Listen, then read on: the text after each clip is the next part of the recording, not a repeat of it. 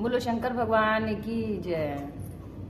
अरे सावन के लहरिया में, अरे सावन के लहरिया में,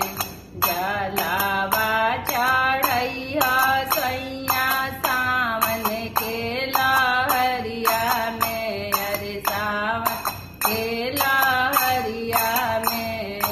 जलावा चढ़ैया सैया 3 बजे भोर हरिया में,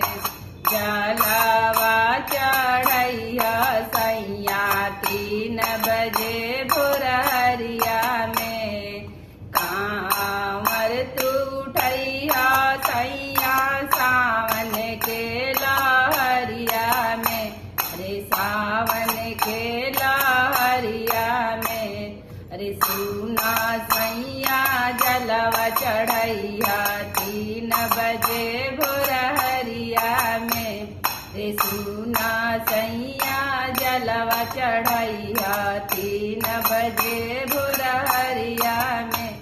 रे सुना सैया जलवा चढ़ैया सावन के लहरिया में, जलवा का भरिया सैया तुम हो गगरिया में, अरे तुम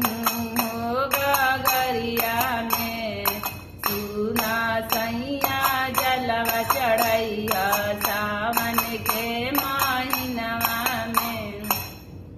सुना सैया जलवा चढ़ैया 3 बजे भोर हरिया में, सुना सैया जलवा चढ़ैया 3 बजे भोर हरिया में, 3 बजे भोर हरिया में, से नूरा कालैया सैया देवा घर बाजरिया से, अरे देवा घर नागरिया से नूरा कालैया सैया देवा घर नागरिया से, अरे देवा घर नागरिया से, भाया ता मंगिया सैया देवा घर नागरिया से, भाया ता मंगिया सैया 3 बजे भोर हरिया